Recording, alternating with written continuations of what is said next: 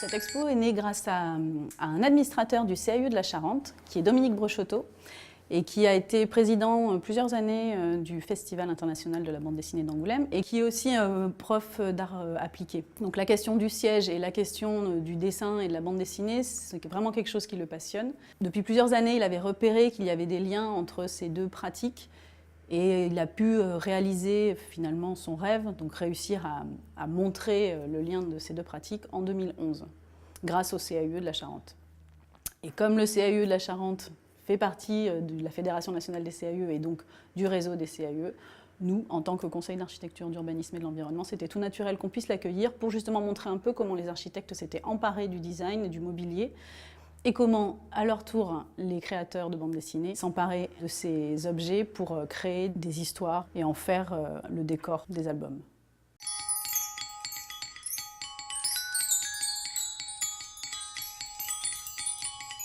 Donc, cette exposition présente et couvre l'époque de 1850 aux années 80, aussi bien donc, sur la création de meubles et donc de sièges contemporains que sur la création BD.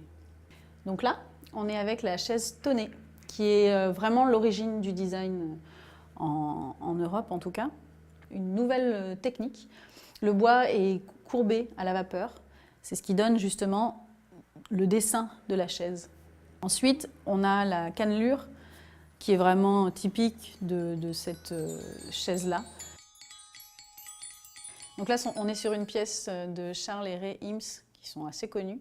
Une pièce de bureau, un siège de bureau très ergonomique, très bien conçu, avec une petite astuce, c'est-à-dire qu'on peut la trouver avec 4 pieds, et avec certaines nouvelles normes qui sont passées, on est obligé de la trouver avec 5 pieds. Donc si vous la trouvez avec 4 pieds, il faut absolument l'acheter.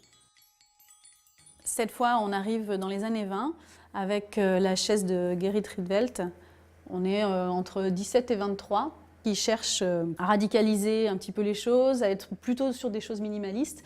Et du coup, justement, Gerrit Rietveld rencontre Mondrian et Deursberg, et puis crée en fait cette chaise qui est devenue un manifeste. C'est vraiment un objet très concentré, avec une assise qui est très confortable. Tout est très bien étudié, et la finition est parfaite, il n'y a aucune vis qui apparaît. On est sur des choses que finalement tout un chacun pourrait réaliser s'il avait les plans.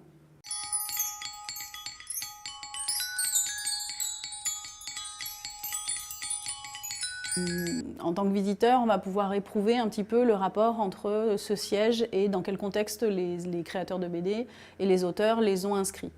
Donc on va avoir une très large gamme de vignettes qui vont illustrer la présence des sièges dans les albums. Donc on va être beaucoup dans les années 70 jusqu'aux années 90 sur la BD.